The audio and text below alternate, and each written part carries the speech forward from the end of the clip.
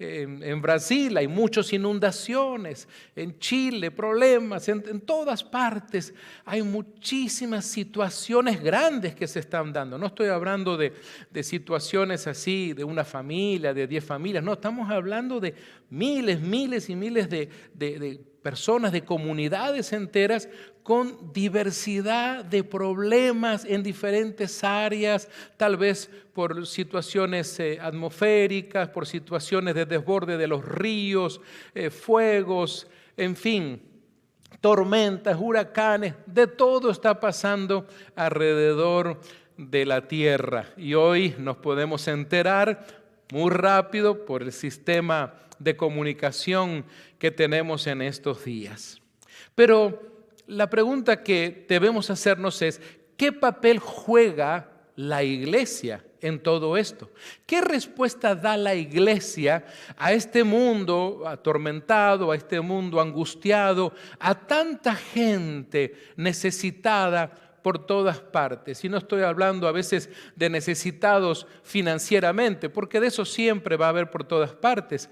Pero ¿qué tal las personas que están pasando por momentos emocionales muy difíciles, por etapas depresivas, donde hay personas que a veces están meses y a veces, déjenme decirles, años en etapas depresivas? Todo tipo de situación emocional y espiritual. Vuelvo y pregunto, ¿qué es lo que hace la iglesia?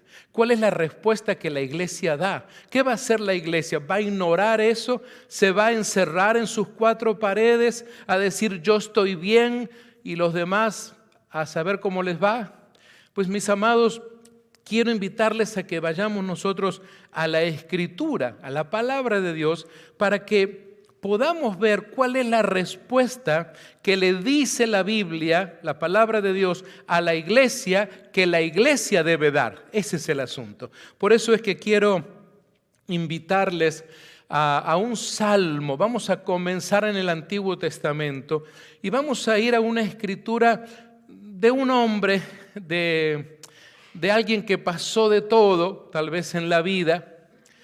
Desde muy niño también fue quebrantado, desde muy niño también sufrió lo que es el hecho de ser echado de menos, donde sufrió tal vez el hecho de que su padre mismo no le prestó mucha atención. Y me refiero al rey David. Isaí mismo, cuando el profeta Samuel llega, él le presenta a todos sus hijos, pero nunca le presenta a David. Y Samuel le dice, ¿sabes? La comida estaba lista, la cena, iban a comer muy rico, pero el profeta le dice, ninguno de los hijos que me has presentado es el hombre que Dios ha escogido para Israel. ¿Acaso no tienes otro hijo? Y ahí es donde Isaí, sí, disculpa, se me olvidó el chiquitín, el cipotillo, el patojo, ¿sí? El chamaquito. ¿Y dónde está? Pero está, no, pero huele a oveja, huele a campo, está siempre sucio y para colmos de vez en cuando se pelea con leones y con osos. No, tú no quieres verlo, me lo traes ahorita mismo, por favor. Y definitivamente ese es David. Así que todos en algún momento podemos identificarnos con David. Él tuvo una esposa que en algún momento no se sintió muy orgullosa de él por ciertas cosas. Le pasó de todo, muerte de hijos, metidas de pata, como dicen por ahí en el mundo en varias oportunidades. Y no obstante eso, un día en el Salmo 34 y versículo 18 dijo, cercano está Jehová a los quebrantados de corazón. Vaya que sí sabía hablar de quebrantos de corazón David. Y no termina ahí, dice, y salva. Noten ustedes hablando de un concepto de salvación. Y salva a los contritos de espíritu. Ese es entonces un poco la presentación que hace el rey David en relación a los quebrantados. Y sabes, en primer lugar, quiero decirles que la iglesia debe funcionar como ese lugar de consuelo. Estamos hablando del refugio, pero es un lugar de consuelo también. Había una iglesia en la ciudad de Corinto que la había plantado el apóstol Pablo. Pero es una iglesia que como toda iglesia se iba transformando. Una iglesia donde en primera instancia había judíos, pero luego se comienzan a convertir los gentiles. Así que empieza a entrar gente de otra cultura, los griegos también. Así que Corinto era una iglesia muy, muy particular en realidad. Así que Pablo, que en realidad le escribió 3 cartas a Corintios, pero nosotros en la Biblia solamente tenemos 2. En la segunda carta, entonces, siempre Pablo escribe sus cartas, a excepción de las cartas pastorales, pensando en los reportes que ha recibido. Entonces, en 2 de Corintios, ya en el capítulo 1, versos 3 y 4, les dice el apóstol Pablo a creyentes, a hombres y a mujeres como usted y como yo, que se congregaban no en un templo, sino en una casa, y les dijo, bendito sea el Dios y Padre de nuestro Señor Jesucristo, Padre de misericordias y Dios de toda consolación, el cual nos consuela, dice Pablo, en todas, note usted, en todas nuestras tribulaciones, para que podamos también nosotros consolar a los que están en cualquier tribulación. Note usted que dice, para que podamos también nosotros, es decir, para que los creyentes pongamos en práctica esto. No solamente recibir esta palabra en cuanto al consuelo de Dios, sino que entiendo podamos ser también agentes de Dios, consoladores también de otros. No estoy hablando de reemplazar al Espíritu Santo, pero tú ser un agente de Dios, una herramienta de parte de Dios y de su Espíritu Santo para llegar a la vida de una persona que está necesitando consuelo, que está pasando por un momento dramático, difícil, crítico de su vida. Así que entonces dice, para que podamos también nosotros consolar a los que están en cualquier tribulación, ¿por medio de qué? De la consolación con que nosotros somos consolados por Dios. Hermanos amados, a veces se nos olvidan estas cosas, pero alguna vez en tu vida has recibido un consuelo de parte de Dios, es decir, una persona usada por Dios para traer consuelo a tu vida en un momento difícil. Tal vez pueda haber sido tu mejor amiga o tu mejor amigo, o un familiar o un anciano, un vecino. A veces puede haber sido hasta un niño de repente que llega con esa humildad tan preciosa y te trae consuelo. Esta porción nos ayuda a entender que Dios es Padre de misericordias, es decir, que no hay alguien más misericordioso que Dios. Tú y yo debemos de practicar la misericordia de Dios porque Él es nuestro modelo a seguir, pero Él es el Padre de todo eso y Dios también de toda consolación. Entonces, amados míos, hay algo que saco a relucir aquí. Y es que la iglesia está llamada a reflejar el carácter de Dios al brindar consuelo a quien sufre. Es decir, cuando tú y yo, fuera de estas 4 paredes, porque a veces hay gente que piensa que tener ministerio, servir a Dios es solo adentro de las 4 paredes del templo. Y eso no es así, sino que tú allá afuera, en tu trabajo donde yo no puedo ir ni conozco, en tu fábrica, en el restaurante, en tu edificio, en tu vecindario, en el taller mecánico, en donde tú estés, en la escuela donde tú estás, tú puedes ser entonces el que tenga también un ministerio de parte de Dios. Y es el de poder ayudar a alguien más, ser un agente de Dios de consolar a alguien más. Piensa cuándo fue la última vez que fuiste capaz de ponerle una mano en el hombro a esa persona, tal vez en el trabajo, a un buen amigo, a un familiar. Tal vez no te estoy diciendo que vas a ayudarle a arreglar su problema, pero sabes que muchas veces es tan bien valorado el hecho de que una persona se acerque a nosotros, que sea sensible a lo que estás pasando o estoy pasando y que alguien venga y sea capaz muchas veces de acompañarte. Y a veces no es necesario hablar mucho. Compartía, creo que fue el día de ayer, con los varones, un hombre llamado Francisco de la ciudad de Asís.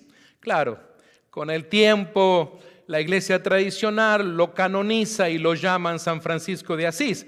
Pero él en sus escritos, es interesante, un hombre que venía de una familia adinerada, terratenientes, él se despoja de todo eso, se entrega a servir a Dios y él comienza entonces a hacer lo que hoy llamamos las obras de caridad, a llegar a mucha gente. Pero en uno de sus escritos él dice: siempre que puedas, predica el evangelio de sanidad, de salvación y de consuelo. Y si fuera necesario, abre tu boca. Y si fuera necesario, abre tu boca. Es interesante, para él estaba primero el servicio, estaba primero el hecho de ir a la gente, ayudarles, acompañarles, y lo de abrir la boca para decir algo estaba como en segundo lugar. Porque hay veces que las personas están más necesitadas de tus orejas y de las mías, de tus oídos y de los míos, más que de nuestra lengua. ¿Sabía usted eso? Porque a veces somos rápidos. Mira, pero te voy a decir, mira, yo creo que yo en tu lugar haría esto, aquello y lo otro. Y la otra persona dice: ay, Dios mío, ¿y eso de qué me ayuda a mí? De repente, el hecho de que estés cerca de esa persona y ofreciendo tus orejas, ofreciendo tus oídos para escuchar, y de repente al final tan solo abrazarle, tan solo orar y decirle: gracias por contarme tu historia, gracias por tener esa confianza y contarme lo que te está pasando. ¿Me das permiso? ¿Me permites orar por ti? Y usted dirá: pero eso no es gran cosa, pastor. Sí, usted no se imagina cómo ayuda eso a una persona. Yo he escuchado a centenares de personas decir: no, la persona no sacó una chequera y me dio un cheque, no sacó una medicina y me la dio, pero nunca me olvidaré que me escuchó, nunca me olvidaré de que se encarnó, se identificó con mi dolor y hasta oró a Dios estando yo con esa persona. Yo no sé si usted conoce personas así, pero yo conozco centenares de personas en todas estas décadas que muchas veces han expresado que eso fue más importante que cualquier cantidad de dinero que hubieran podido recibir. ¿Sabes, amados míos, a manera de aplicar esto a nuestra iglesia, a nuestra vida, es de que debemos entonces crear espacios para escuchar y tener empatía. Diga conmigo: empatía. ¿Y eso con qué se come, pastor? Bueno, el hecho de tener esa empatía es decir, que tú te pones en ese nivel, digamos, de entender, de conexión con la persona. No arriba, no abajo, no para decirle lo que tú harías, sino que te conectas y dices: sabes, te entiendo o te comprendo. Inclusive si de repente no hayas pasado el mismo problema que esa persona, pero trata de establecer una empatía con esa. Es como cuando dicen a veces que terminó un partido de fútbol empatados, dice, ¿verdad? Repartieron los puntos, dicen. Bueno, en cierta manera es algo así. Y amados míos, tenemos a mucha gente con mucho temor en estos días. Ayer, por ejemplo, en la ciudad de Chicago, hacía mucho tiempo que no teníamos tantas redadas. Yo recibí varios textos de nuestros pastores de redadas de migración, algo que hacía años no estaba sucediendo en una ciudad como Chicago, en medio del frío que están pasando ahora. Y también la semana pasada algunos hermanos aquí de la iglesia me manifestaron lo que está pasando allí, lo que pasó en Bakersfield también, una situación semejante. Sabes, muchas veces el asunto del miedo se transforma como en una herramienta de nuestro enemigo, ¿sí? Hoy muchas iglesias amanecieron con un 20, un 30% de personas menos porque tienen mucho temor en Chicago de salir. Imagínense, de alguna manera entonces lograron que mucha gente no adorara al Señor allí en la ciudad de Chicago hoy día. ¿Cómo estará la iglesia respondiendo a esto? ¿Cómo está la iglesia llegando, asistiendo a todas estas personas? ¿Sabes? Una de las cosas que también entiendo cuando encaramos este tema es que no solamente la iglesia debe funcionar como ese lugar de consuelo y refugio, sino que también la iglesia es como un hogar espiritual. ¿Saben? Alguien que sabía de este tema es el apóstol Pablo, sin lugar a dudas. En una de sus cartas escrita desde la cárcel, ustedes me han escuchado decir esto acerca de qué podemos recibir de alguien en la cárcel. El apóstol Pablo entonces escribe esta carta probablemente en los tiempos en que Timoteo estaba pastoreando allí en el Asia Menor. Y en Efesios capítulo 2, versos 19 al 22, me gustaría que usted lea esta porción de la palabra. Inclusive sería lindo que lo marque ahí, como dicen los chicos hoy, con un highlight, ¿verdad? Efesios capítulo 2, versículos 19 al 22. Así que ya no sois extranjeros ni advenedizos, dice Pablo, sino conciudadanos de los santos y miembros de la familia de Dios, edificados sobre el fundamento de los apóstoles y profetas, siendo la principal piedra del ángulo Jesucristo mismo. Noten ustedes esto, siendo la principal piedra del ángulo Jesucristo mismo, en quien todo el edificio bien coordinado va creciendo para ser un templo santo en el Señor, en quien vosotros también sois juntamente edificados para morada de Dios en el Espíritu. Qué interesante es el consejo paulino aquí. Ya tú no eres extranjero, no hay problema.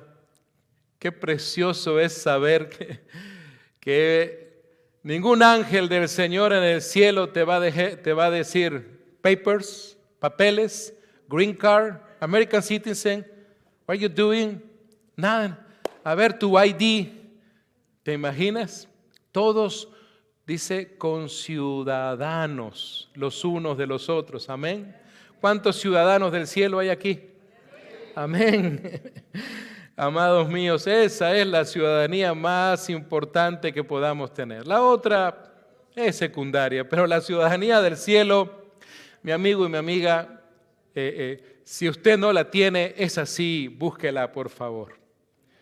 Y eso es para cualquier persona, no importa tu status quo, no importa tus documentos, no importa tu país, tu apellido, cuánto ganas, dónde trabajas.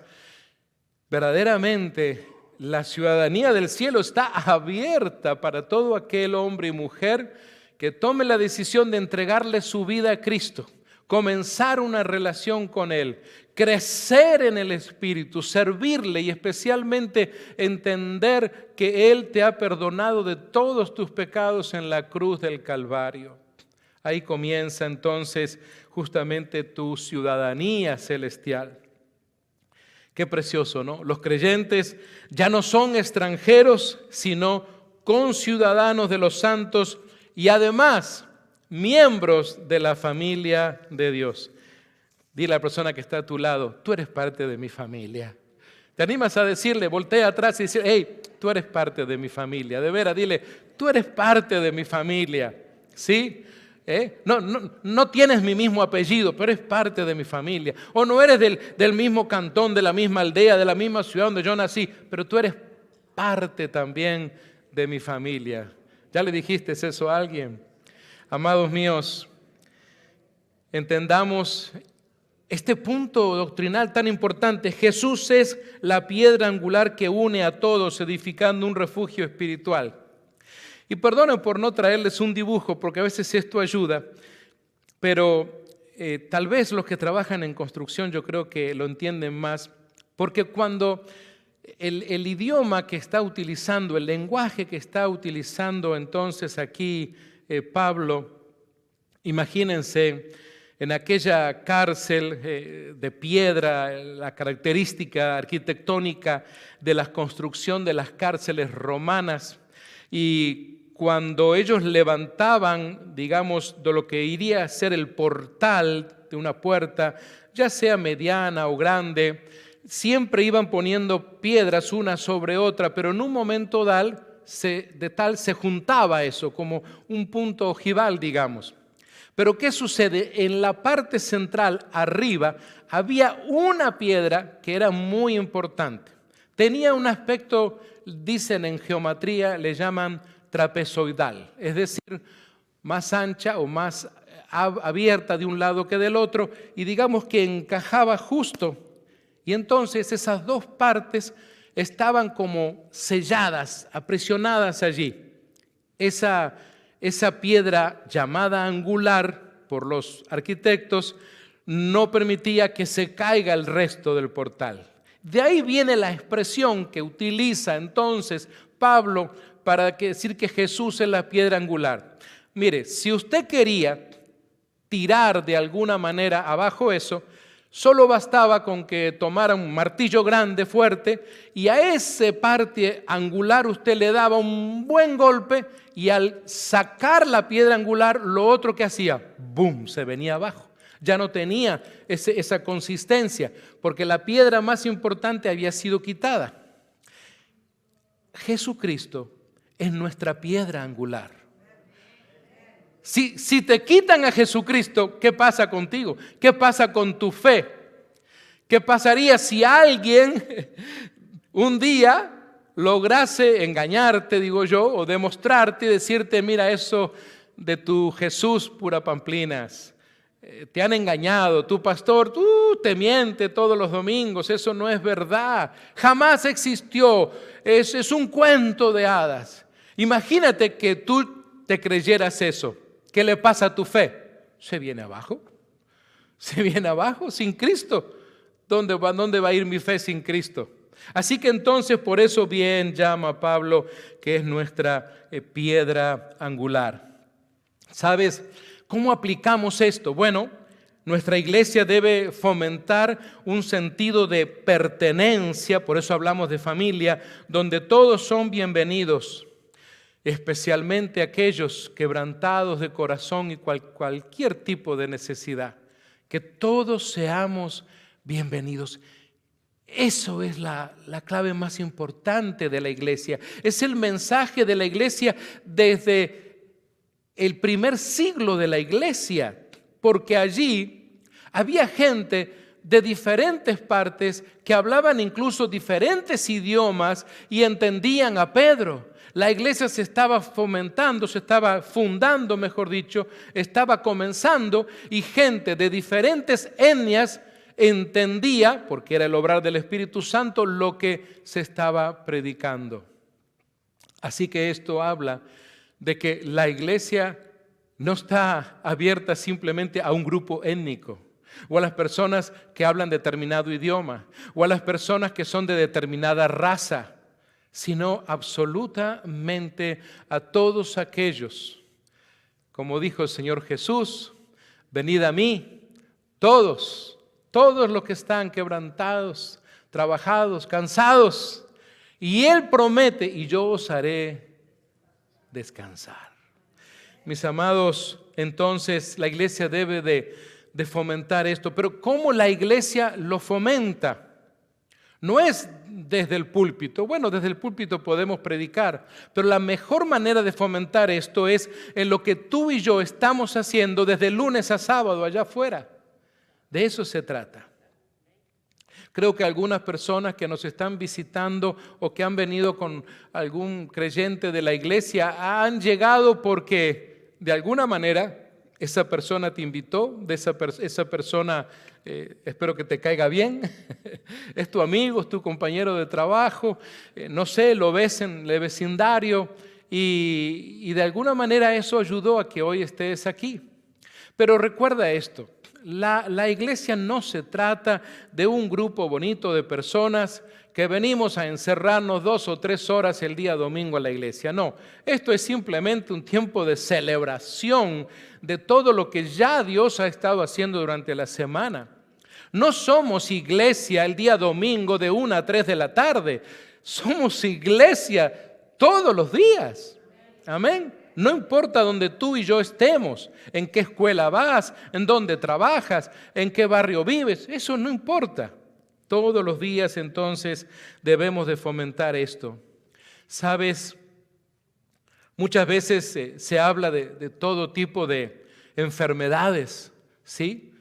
Hay enfermedades raras también en este tiempo. Muchos científicos están investigando, trabajando mucho, porque incluso enfermedades que antes se curaban fácilmente, hoy se han vuelto enfermedades complicadas. Hace años atrás un flu te podría durar 2, 3 días. Hoy día hay gente que a veces ha durado 3 semanas y hasta meses a veces con todo este asunto. Pero sabes, hay otra área también que no es solamente la enfermedad del cuerpo. Es otra área de sanidad también, y es la sanidad del alma, que a veces puede tomar muchos años. Y ¿saben qué? Permítanme decirles esto, hasta décadas. Sanidad del alma, sanidad de la mente, sanidad del corazón, del espíritu. ¿Saben? Un día, para inaugurar prácticamente su ministerio, el Señor Jesús se levantó un día sábado, temprano, y junto con algunos que ya estaban con él, ¿a dónde creen que fue? Pero fue a la sinagoga. ¿Y de dónde era él? De Nazaret. Así que fue a la sinagoga de Nazaret.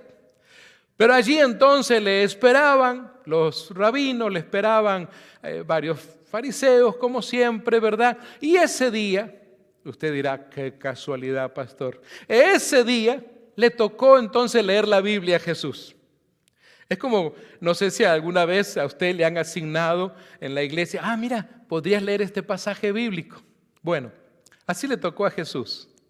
Pero no crean ustedes que fue que le tocó de casualidad. Siempre Dios, que es tan intencional, todo lo tiene ya bien preestablecido. Y el Señor Jesús entonces, le dan el rollo. ¿Y qué rollo le dan? No era cualquier rollo. Le dan el rollo que correspondía nada más y nada menos que al profeta Isaías. Valiente. Y por si fuera poco, capítulo 61. ¿Será que alguien dirá, mucha casualidad, pastor? Vamos a leer entonces lo mismo que Lucas declara, es lo mismo que está en Isaías 61, versos 1, 2 y 3. Saben, yo les sugiero, y yo sé que usted lo tiene en la pantalla, Andrea está haciendo un trabajo increíble, pero yo le aseguro que tome su Biblia y vaya a Isaías 61, porque yo le sugiero de todo corazón marcarlo. Usted va a ver que muchas Biblias que ustedes tienen dice ahí arriba que ese pasaje se vuelve a repetir en Lucas. Note usted entonces lo que escribe el profeta Isaías, inspirado por el Espíritu Santo, y le dice al pueblo: el Espíritu de Jehová, el Señor, está sobre mí. Imagínense en un instante la sinagoga, el formato de la sinagoga. Todos los hombres sentados adelante, aquí hay un espacio, hay una mesa de piedra, el rollo lo quitaban de unos cuadraditos que había así, quitaban el rollo. Venía el principal, uno de los encargados, ponía el rollo, lo abría, porque tenían que ir moviendo, así es como, haga de cuenta usted un tubito de madera que lo movían para un lado y para otro, y comenzaba entonces a leer de derecha a izquierda. No se olviden de esto, porque iba a leer en la lengua hebrea. Eso no estaba traducido al griego, se estaba leyendo la lengua del pueblo de Israel. Lee a Isaías y es estas palabras que luego, claro, Lucas también lo pone en su evangelio. Imagínense a ustedes, la gente sentada, están escuchando a Jesús. Este muchacho es el hijo de José, el carpintero, y de María. Ah, sí. Ah, miren, qué bueno que va a leer el rollo. Y él les dice, el Espíritu de Jehová está sobre mí. ¿Qué? Porque me ungió Jehová, me ha enviado a predicar buenas nuevas a los abatidos, a vendar a los quebrantados de corazón, a publicar libertad a los cautivos y a los presos apertura de la cárcel, a proclamar el año de la buena voluntad de Jehová y el día de venganza del Dios nuestro, a consolar a todos los enlutados, a ordenar que a los afligidos de Sión se les dé gloria en lugar de ceniza, óleo de gozo en lugar de luto, manto de alegría en lugar del espíritu angustiado. Y serán llamados árboles de justicia, plantío de Jehová para gloria suya. Y alguien dirá, bueno, esto lo escribió Isaías para alguien más. ¿Y qué dijo Jesús? Esto hoy se ha cumplido en mi propia vida. Noten ustedes entonces que Jesús está anunciando su ministerio porque Él vino a sanar a los quebrantados de corazón y a proclamar libertad a los cautivos. ¿Cuánta gente estaban allí, en aquel lugar, quebrantados de su corazón por todas las cosas que pasaban durante el imperio romano, toda la opresión del imperio?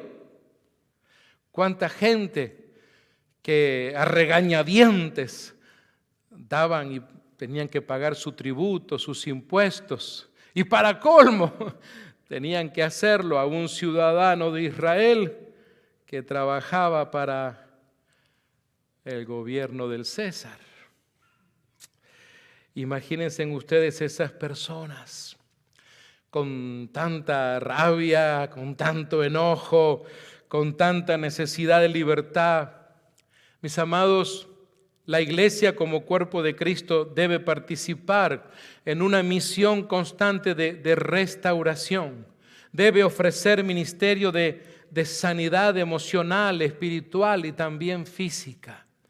Verdaderamente la iglesia, que es un lugar de sanidad, debe funcionar prácticamente como un hospital del alma. No estaríamos nada mal si ahí afuera pusiéramos bienvenidos, hospital del alma. Interesante.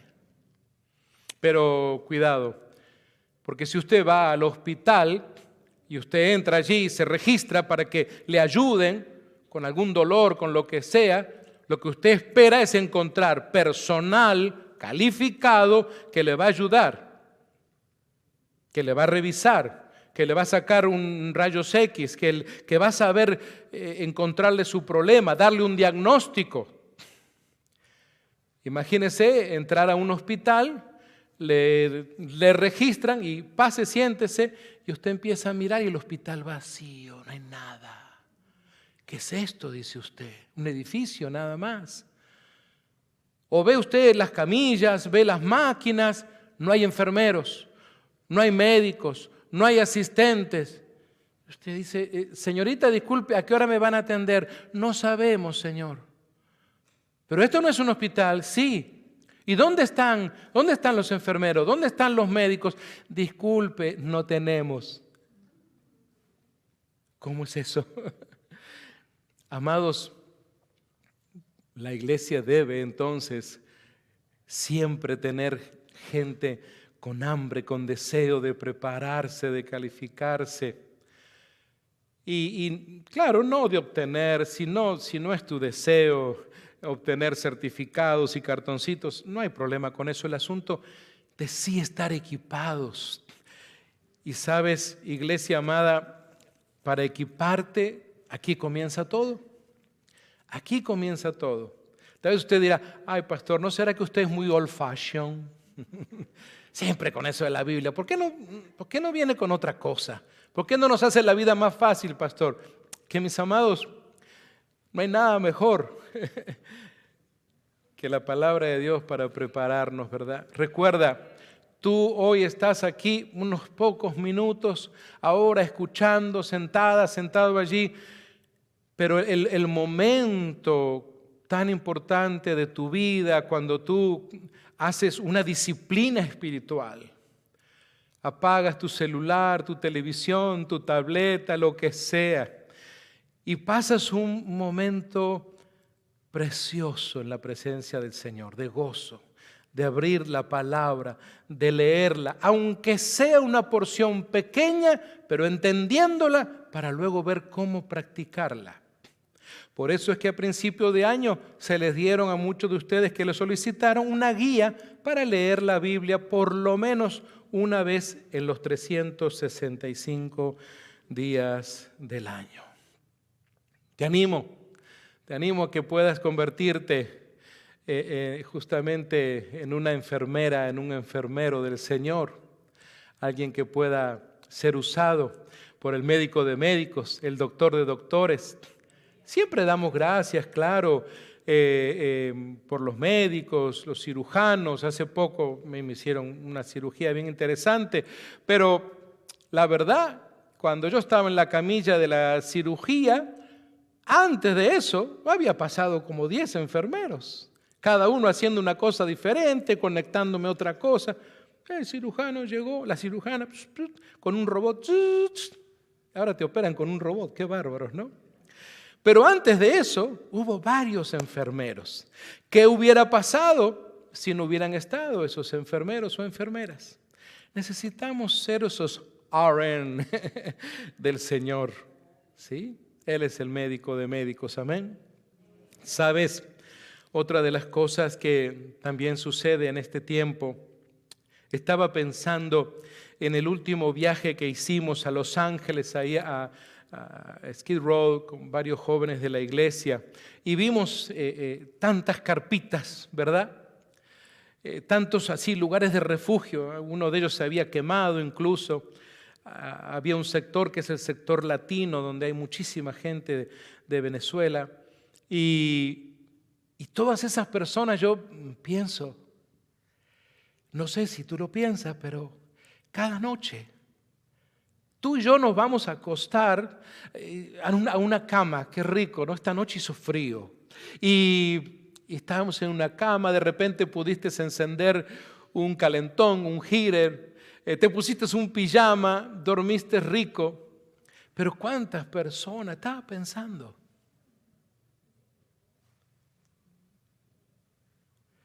En esas personas. ¿Sabes? Yo creo que la iglesia también debe levantarse como un refugio en medio de la tormenta. El Salmo 46:1. ¿Qué tal si lo leemos? Porque tengo que volver otra vez a David. David ha experimentado tantas cosas y encuentro en un momento dado de la vida de David, él dice, Salmo 46:1, él dice, Dios es nuestro amparo y fortaleza, nuestro pronto auxilio en las tribulaciones. En aquellos días en que tuvo que vivir a la intemperie, tuvo que vivir en la cueva, en aquellos días en que Saúl, su suegro, lo quería matar. ¿Alguno de ustedes experimentó que su suegro lo quiera matar? No levanten la mano, por favor. Pero debe ser terrible. Gracias a Dios yo no viví eso, pero hubiera sido terrible saber que tu suegro te busca para matarte. No lo buscaba para jugar canicas, Entonces, verdaderamente que David pasó por esas cosas tremendas en realidad. Hoy tal vez se nos hace chiste esto un poquito, pero ¿te pondrías las sandalias de David en aquellos días en que su suegro le quería matar? Fíjate entonces que en medio de todo eso, él hace una declaración. Qué interesante, una declaración en medio de tribulación. ¿Qué es lo que tú y yo declaramos cuando estamos pasando por momentos difíciles de la vida? Cuando recibes una noticia de un diagnóstico médico, la noticia de que tu trabajo te van a quitar horas, o que se cerró la compañía, o que un familiar muy amado, muy querido tuyo está muy enfermo, muy enferma en tu país y para colmo no puedes ir a verle. ¿Qué es la declaración primaria que sale de nuestros labios? Lo que dijo David es: Dios es nuestro amparo y fortaleza. Usted puede decir conmigo: Dios es mi amparo, mi fortaleza. ¿Sabes? La iglesia, amados míos, es un reflejo del refugio de Dios. Provee justamente para los tiempos de crisis. Si queremos poner en práctica esto, debemos de mantener una disposición de ayuda práctica y espiritual en momentos difíciles. La iglesia no puede aislarse de la gente que está pasando necesidad. La iglesia no puede dar la espalda y decir: no te vi, yo no te vi porque estoy atendiendo otras cosas. No es así. Algunos de ustedes dentro de un rato van a escuchar reportes de lo que la iglesia ha estado haciendo durante todo el año 2024. ¿Sabes? La iglesia también debe funcionar como una comunidad de restauración también. Diga conmigo: restauración. El apóstol Pablo también envía una carta que fue leída en varias casas, porque en el área de Galacia él tuvo la oportunidad en varias casas de comenzar a predicar y comenzar, por lo menos se calcula, no menos de 3 iglesias en Galacia.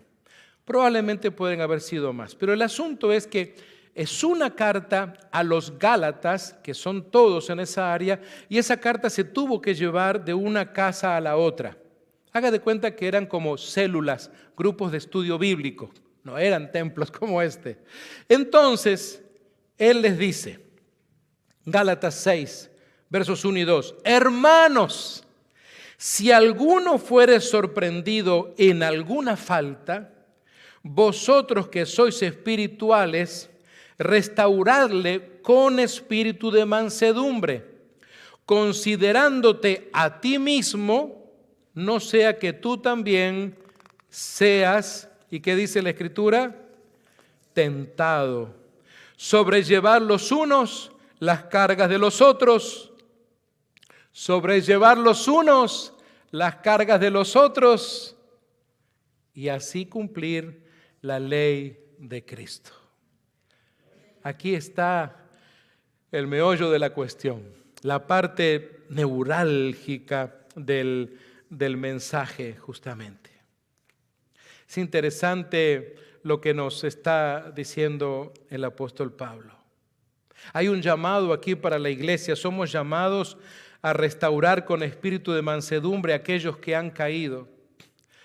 Qué feo es a veces cuando la iglesia tal vez hace bien su tarea de ayudar a la gente de afuera, a la comunidad que nos rodea, y puede distribuir comida y puede ayudar en muchas otras áreas. Pero cuando alguien tiene una situación interna, especialmente cuando hay una situación de pecado dentro de la iglesia, muchas veces la iglesia ha caído en otro pecado, más allá del que cayó esa persona, ese hermano o esa hermana en la iglesia. Hay otro pecado que cae muchas veces la iglesia, que es el de condenarle, abofetearle, hundirle aún más, recriminarle, reprocharle todo lo que ha hecho, incluso hasta de alguna manera hacerle pasar por un momento de mucha humillación. Y en aquellos años en que llegamos al Evangelio, eran momentos muy lindos, pero también momentos donde no me gustaba cómo se disciplinaba, especialmente a los jóvenes, algunos jóvenes que eran parte del ministerio al cual yo pertenecía, que muchas veces los ancianos eran muy duros con nosotros. Y se les iba la mano porque en lugar de abrazarnos, de acobijarnos, de caminar con aquellos jóvenes, porque obviamente los jóvenes están muy predispuestos, como dicen en mi rancho, a meter la pata, ¿sí? A equivocarse, a incurrir en situaciones de desagrado delante de Dios. Los ancianos, cuando digo ancianos estoy hablando de la gente, líderes de la iglesia, la gente que tiene años caminando con Cristo, deberían de abrazarle, deberían de cobijarle, de ayudarle a caminar, de ayudarle a entender entonces el perdón por sobre todas las cosas para poderle restaurar. Pero si en lugar de eso se le condena más y se le dice a toda la iglesia, fulanito está en disciplina y se va a sentar todos los domingos allá, en la última silla. Todos saben cada vez que entren que está sentado allí en la silla. Inclusive ha habido épocas de la iglesia donde se le prohibía el saludo a esa persona que había incurrido en alguna situación pecaminosa. Verdaderamente eso no creo que sea espíritu de restauración, en lo personal. No creo que eso restaura a la persona. Más bien es como decirle, ¿sabes qué? Te vas de la iglesia. Veamos entonces esto porque vemos que Pablo dice, sobrellevar los unos las cargas de los otros y cumplir así la ley de Cristo. ¿Cuál es la ley de Cristo? Entonces, pensemos cómo actúa el Señor Jesús con una persona que ha pecado en la iglesia. Le abofetea, le pega, le golpea, le da una patada, lo saca corriendo de la iglesia, lo destituye, lo avergüenza, lo humilla. No, sino todo lo contrario a lo que acabo de decir. Y ese es el modelo y eso es lo que nosotros debemos de hacer, porque Jesús siempre hace es restaurar.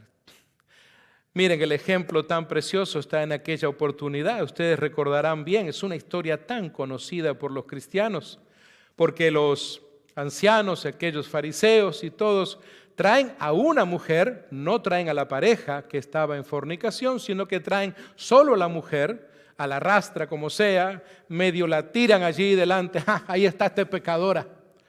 ¿Y ahora qué vas a hacer? ¿Saben? Ahí es el momento donde es como si practicara lo que dijo aquel varón llamado Francisco de la ciudad de Asís. ¿Por qué no se puso a predicar el Señor Jesús? No le agarró de los pelos, a ver, mujer sin vergüenza, ¿qué estabas haciendo? No hizo eso, ¿verdad? Ustedes saben la historia. Hubo silencio de parte del Señor Jesús después de decirle, perfecto, ¿la ley de ustedes dice eso? No hay problema, muchachos. El que esté libre de pecado, tome una piedra y como dicen en Guanajuato, México, órale, denle en duro ahí. El que esté, ojo, el que esté libre de pecado, haga eso. ¿Y qué hizo el Señor Jesús? Salió corriendo. No, ahí se queda, dice el Evangelio, inclina. ¿Qué escribía en el piso? Por favor, no comencemos. Si alguno de ustedes me va a preguntar en la tarjetita, pastor, quiero saber lo que escribía Jesús ahí en la tierra. Amados míos, no tengo la más mínima idea. Pero lo que sé que Jesús ahí estaba. Ahí. Y los otros con la piedra acá. Sí, una piedra pesada. Ya venían listos. Todo estaba fríamente calculado. Y cuando escuchan eso, imagínense abrir las manos, dejar caer esas piedras. Cuando se levanta el Señor Jesús, ¿qué encuentra? Un montón de piedras tiradas por ahí. No estaban los acusadores. Está la mujer sola y le dice, oye, mija, y bueno, esta es versión mía. ¿Y qué pasó? ¿Y dónde están los que te acusan? Se fueron. No pudieron entonces verdaderamente. Hubiera sido muy hipócrita de su parte tan siquiera haber levantado una piedra, porque la conciencia del pecado estaba llegando también a ellos. Mis amados, podríamos seguir hablando de este tema por mucho más. Pero dicen por ahí que me quedan 5 minutos, imagínense en ustedes. El asunto es que el Señor Jesús es nuestro modelo a seguir. ¿Sabes? La iglesia debe de ser justamente este asunto de llamarnos nueva esperanza. Yo me pregunto, tal vez mis amigos y amigas que están con nosotros hoy, si usted encontrará nueva esperanza en esta iglesia. Imagínese llegar a esta iglesia y lo último que usted encuentre sea una nueva esperanza. ¡Qué utopía! ¡Qué tremendo! ¿Por qué no le ponemos la última esperanza? ¿Verdad? Porque ya, nueva esperanza. Bueno, noten ustedes que justamente el profeta Jeremías, en el capítulo 29, verso 11, nos habla de una esperanza también, especialmente para aquellos que tienen tantas preguntas en la vida. Y él dice, porque yo sé los pensamientos que tengo acerca de vosotros, dice Jehová, pensamientos de paz y no de mal, para daros el fin que esperáis. Se lo saben de memoria, gloria a Dios por eso, porque de eso se trata. Los planes de Dios son de bien, mis amados, y eso sigue la iglesia, para dar esperanza y un futuro. La iglesia debe ser un faro de esperanza para quienes sienten que han perdido todo. No hay nada mejor que le pueda pasar a un capitán y a un grupo de marineros en alta mar con una tormenta horrible, arriesgándose chocar con los arrecifes, que ver la luz del faro indicándole justamente el camino. ¿Sabes? A manera de aplicación debemos proclamar el mensaje que fortalezca la fe y alimente la esperanza de Cristo en la gente. Y quiero cerrar diciéndoles que la iglesia debe funcionar como un agente de amor práctico. Hoy puede haber agentes de migración por ahí caminando, dicen, a partir de la semana que viene, pero usted y yo podemos ser agentes del amor práctico. Cerremos leyendo juntos lo que dijo el Señor Jesús en Mateo 25, 35 al 40. Mateo 25, 35 al 40 dice, porque tuve hambre y me diste de comer. Dice Jesús, tuve sed y me diste de beber. Dice el Señor Jesús, fui forastero y me recogisteis. Estuve desnudo y me cubristeis. Estuve enfermo y me visitasteis. En la cárcel y vinisteis a mí. Y usted dirá, ¿todo eso le pasó al Señor Jesús? Entonces los justos le responderán diciendo, Señor, ¿cuándo te vimos hambriento y te sustentamos, o sediento y te dimos de beber? ¿Y cuándo te vimos forastero y te recogimos, o desnudo y te cubrimos? ¿O cuándo te vimos enfermo o en la cárcel y vinimos a ti? Interesante. Parece ser que en este diálogo o en la narrativa que les cuenta el Señor Jesús, Él les dice que estas personas como que desconocían todo eso. Y entonces, en esta ilustración, dice Jesús que el rey da una respuesta y les dijo, de cierto os digo que en cuanto lo hiciste a uno de estos, mis hermanos más pequeños, a mí lo hiciste. Qué interesante es esto. El hecho solo de que lo hagas con alguien más es como si lo estuvieras haciendo con Jesús mismo. Yo les entiendo.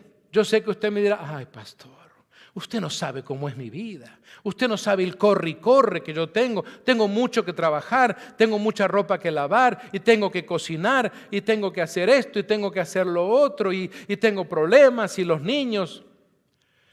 Pero sabes, no dejes que esos pensamientos, esos argumentos que pueden ser tal vez muy válidos por el corre y corre que vivimos, pero yo creo que si nos organizamos en nuestra vida vamos a poder practicar la palabra.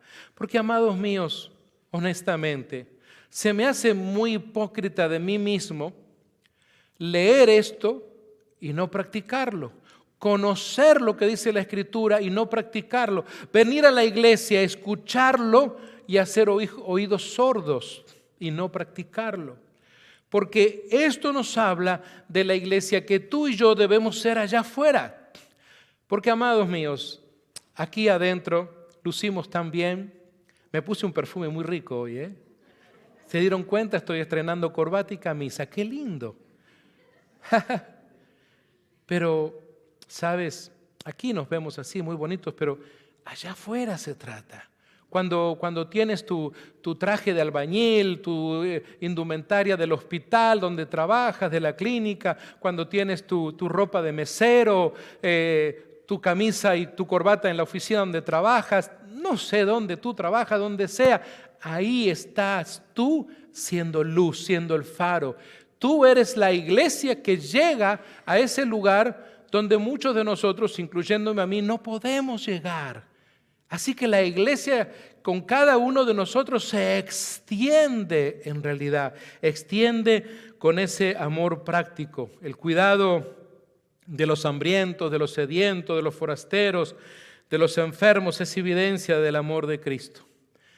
Cuando una iglesia crece, como nos está pasando últimamente, gracias a Dios, es necesario entonces como un hospital que amplió y ahora ya no tiene 50 camas, ahora tiene 100 camas. Bueno, eso quiere decir que no puede seguir con los mismos enfermeros y enfermeras. Y aquí tengo varios personal que trabajan en el área de la ciencia médica y saben que lo que estoy diciendo es cierto. Porque si no, los enfermeros que están allí se vuelven locos. Les duplicaron el trabajo, ahora tenían 50 camas, ahora tienen 100. Así que entonces van a necesitar de más personal. Así sucede en el reino de Dios. Y la agencia de empleo está siempre abierta inmediatamente para registrarte. ¿Cómo aplicamos esto a la iglesia? La iglesia debe seguir entonces desarrollando ministerios de acción social para suplicar las necesidades concretas. En definitiva, amados míos, la iglesia está llamada a ser un refugio donde los quebrantados entonces encuentren consuelo, sanidad, restauración y esperanza. Este es el rol vital para reflejar el corazón de Dios y cumplir con la misión de Cristo en la tierra, para cumplir con la misión de Cristo en la tierra. De eso se trata.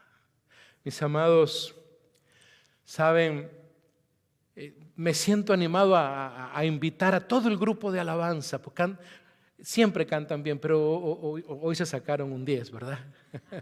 Y yo quiero invitarles a todos. El hermano José Muñoz los va a traer a todos rápidamente, van a ver ustedes. Yo quisiera que termináramos este día de una manera distinta. Yo sé que a veces terminamos orando en el altar, a veces orando ahí en las sillas, pero ¿qué tal si terminamos alabándole a Él como hacía el pueblo de Israel, con alegría de corazón? ¿Sí? Mi idea no es que usted se vaya hoy triste, acongojado. Yo no espero que este sermón haya sido para paliarle a usted, sino todo lo contrario. Hay un canto que creo que a todos nos gustó cuando dice: Él conmigo está. ¿Se animan? Él conmigo está. Recién lo cantamos. Le vamos a pedir a Andrea que lo ponga en la pantalla y vamos a ponernos de pie y vamos a cantarlo juntos. Vamos a declarar que este canto es una realidad en tu vida y en la mía, que Él conmigo está. Que ahora cuando te vayas y te subas a tu carro puedas ser: Él conmigo está, Él conmigo está. ¿Te animarías? Mira, de repente vas en el freeway, uy, me miró aquel, piensa que estoy loco. ¿Qué te importa? Él conmigo está, Él conmigo está. Podemos hacerlo, podemos declararle al mundo entero que Él conmigo está. Él conmigo está. Él conmigo está. El Señor es mi luz y mi salvación, ¿de qué habré de temer? El Señor es mi luz y mi salvación, ¿por qué habré de temer? Él conmigo está, Él conmigo está, Él conmigo está, Él conmigo está, Él conmigo está, Él conmigo está. El Señor es mi roca y mi torre fuerte, ¿por qué habré de temer?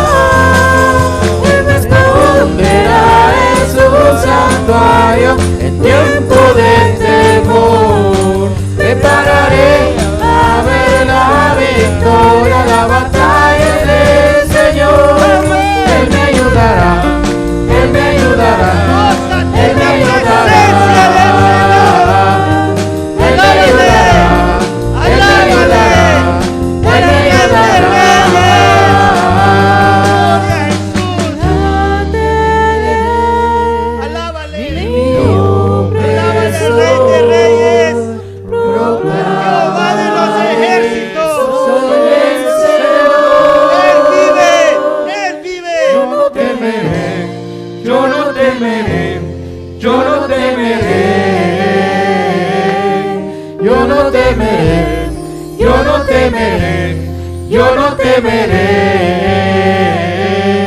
yo no temeré, yo no temeré, yo no temeré.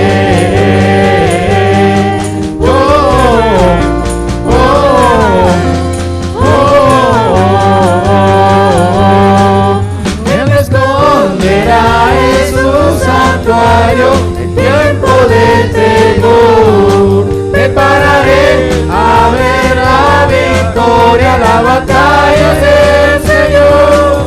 Yo no temeré, yo no temeré, yo no temeré, yo no temeré, yo no temeré, yo no temeré.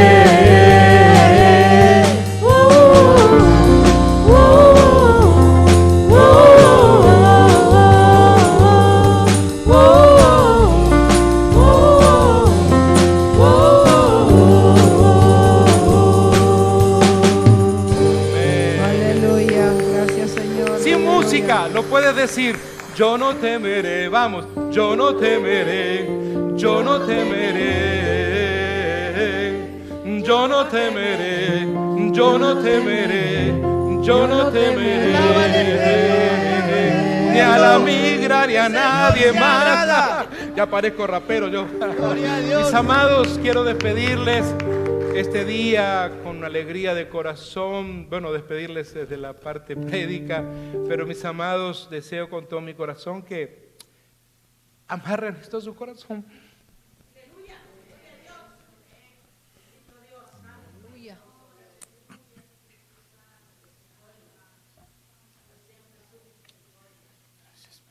Te alabamos, Jesús.